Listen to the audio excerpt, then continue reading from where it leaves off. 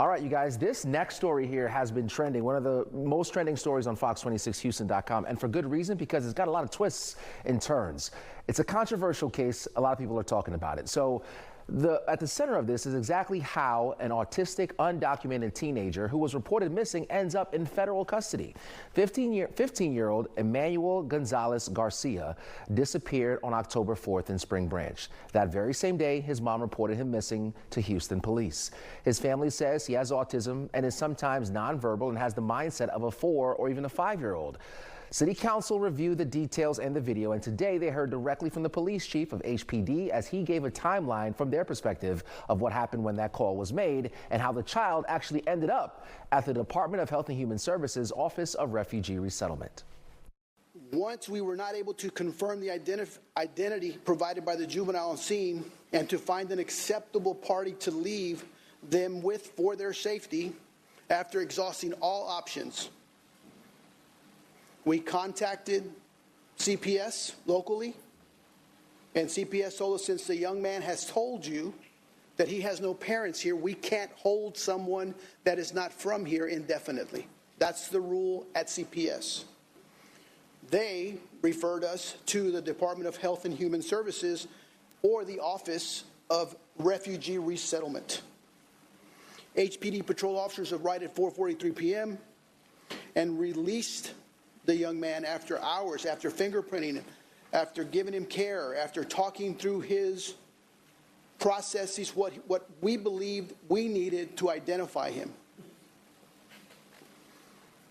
At 8:45 p.m., because of the federal situation, they didn't have an acceptable means of transportation to take him to the facility, so HPD took him to the facility. At 8:45, he was released to the Office of Refugee Resettlement. On October 10th, 2025 at 10:27 a.m., juvenile intake received a phone call from a female caller, Alexa Sandukas, who was an ad litem representative for the kid, stating she is an attorney for the Office of Refugee Resettlement and representing Emmanuel in the facility.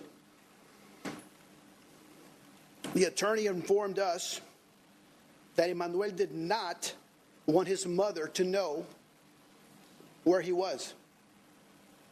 So the attorney did not advise the mother of Emmanuel being in custody. Intake officers notified Detective De Leon of the findings. We, the Houston Police Department, decided, no, mom's got to know where the young man is because she's concerned. So we notify the mother of where Emmanuel is being cared for. Detective De Leon noted that Emmanuel was inside the Office of Refugee Resettlement and communicated the information with the mother. However, he gave us a different name, and it didn't hit on any of our systems.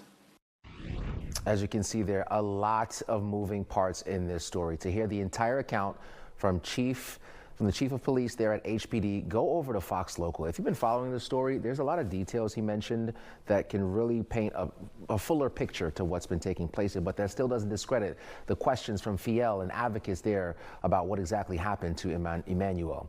All right, remember, Fox Local is free to download.